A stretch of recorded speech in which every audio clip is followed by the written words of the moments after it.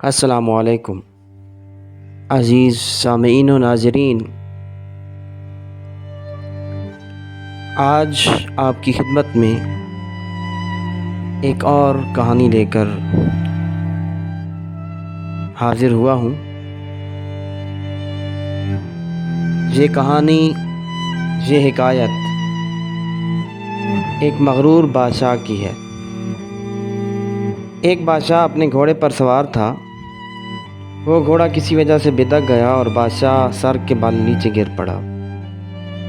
بادشاہ کی گردن کی ہڈی کے مہرے سرک گئے اور وہ گردن کو ہلانے سے قاصر ہو گیا۔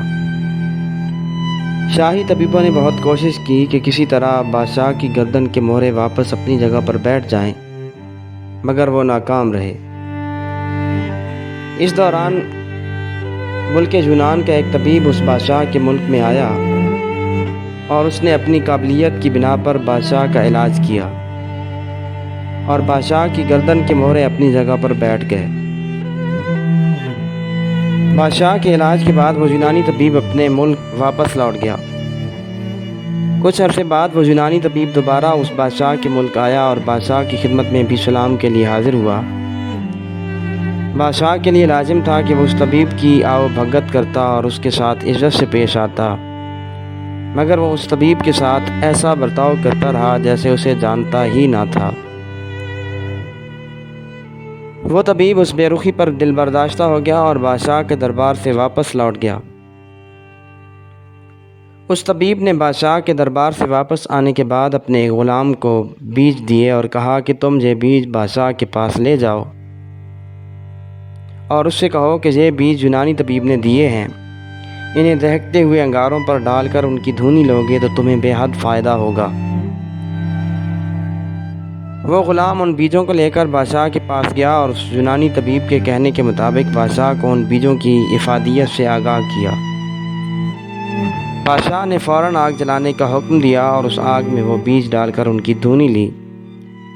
جب بادشاہ کو دھواں لگا تو اس نے ایک زوردار چھینک ماری اور پھر اس کی گردن کے مہرے اپنی جگہ سے سرک گئے۔ بادشاہ اس صورتحال سے بڑا پریشان ہوا اور اس نے حکم دیا کہ یونانی طبیب کو ڈھونڈ کر میرے پاس لایا جائے۔ بادشاہ کا حکم ملتے ہی شاہی پیادے اس یونانی طبیب کی تلاش میں نکلے، لیکن وہ طبیب نہ ملا۔ نتیجے کے طور پر اس مغرور بادشاہ کی گردن ٹھیک نہ ہو سکی۔ سامعین، حضرت شیخ سعدی رحمۃ اللہ علیہ نے اس حکایت میں مغرور بادشاہ کا قصہ بیان کیا ہے، جس کی گردن کے مہرے سرک گئے اور بڑی مشکل سے فقط ایک ہی حکیم اسے ملا جس نے اس کا علاج کیا، مگر اس نے اس حکیم کے ساتھ اچھا سلوک نہ کیا، جس کی بنا پر اس نے ایسے بیج بادشاہ کو دیے کہ دوبارہ اس کی گردن سرک گئی۔ اس حکایت سے ہمیں یہ پتہ چلتا ہے کہ احسان کا بدلہ احسان ہے۔ قرآن مجید میں ارشاد ہے کہ هل جزاء الاحسان الا الاحسان۔ اس کے علاوہ ہمیں اس حکایت سے یہ بھی پتہ چلتا ہے کہ انسان جس عہدے پر بھی فائز ہو، اسے اپنے محسن کو نہیں بھولنا چاہیے۔